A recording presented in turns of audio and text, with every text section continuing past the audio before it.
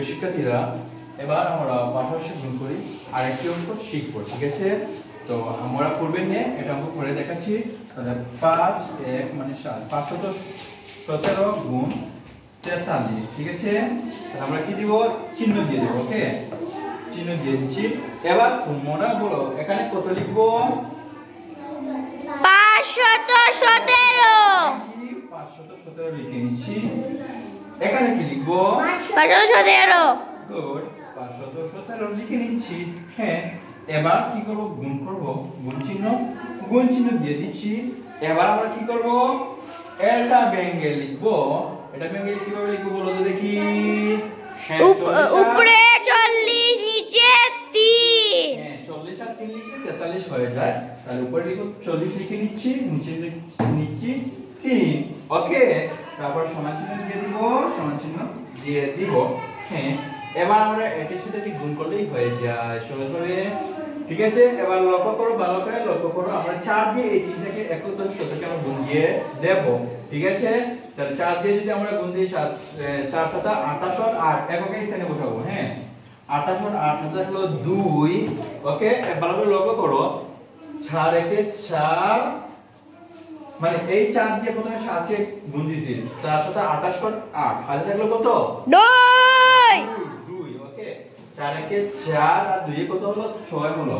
ওকে, হ্যাঁ, এই 4 দিয়ে আবার 1 কে গুণ দিয়ে দিয়েছি। ওকে, এবার 4 দিয়ে আবার 5 কে, 4 5 20, 4 5 কত? 20। 20 বসিয়ে দেব। ওকে, বসিয়ে দিলাম। এই যে শূন্যটি আছে এই শূন্যটি এখানে লিখে দিলাম। ওকে, তাহলে এবার হয়ে গেল। ওকে, হয়ে গেল, বুঝতে পারছো?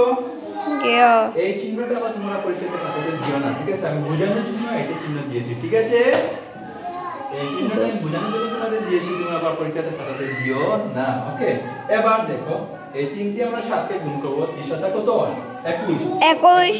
এক বসাবো কোথায়? এককে করে না দশকে করে? এককের করে বসালাম। ওকে, এবার হাতে রইল 2।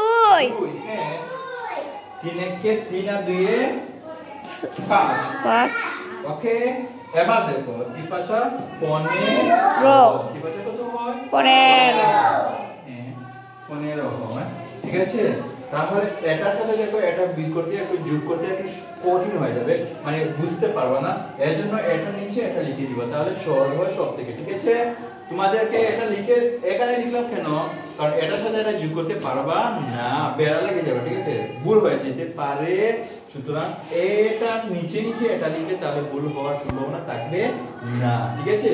এর জন্য আমি এটা মুছে নিব, তারপর এখানে লিখব। তাহলে এই একটা লিখলাম এখানে নিচে, ঠিক আছে? এখন শূন্য নিচে 1 লিখলাম, ঠিক আছে?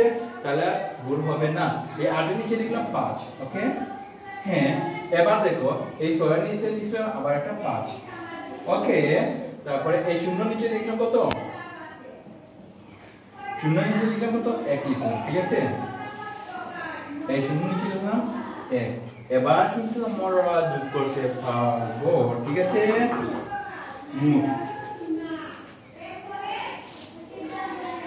বুঝতে পারছো? মোট লিখলাম, ঠিক আছে?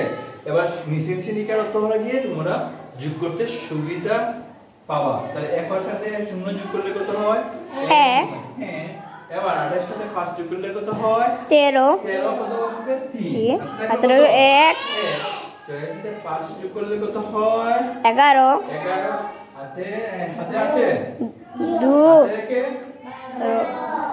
ভালো করে দেখো। 6 আর 5 11, হাতে একে কত হয়? 12। 12 কত আসবে? 2। দেখো কত? 1 এর সাথে 0 যোগ করলে একই হয়, হাতে রেখে 2। 2 আর এই দুইটা এখানে, ঠিক আছে? তাহলে 22,231 উত্তর, ঠিক আছে? সুতরাং আমরা এখানে লিখতে পারি 5 1 7 গুণ 43 সমান 22,231। এটি হলো উত্তর। ওকে, বুঝতে পারছো তোমরা সবাই? হ্যাঁ, এটি হলো কি মূলত উত্তর। তোমরা এই অঙ্কটি বুঝতে পারছো? যদি বুঝে থাকো তাহলে তোমাদেরকে অনেক অনেক ধন্যবাদ।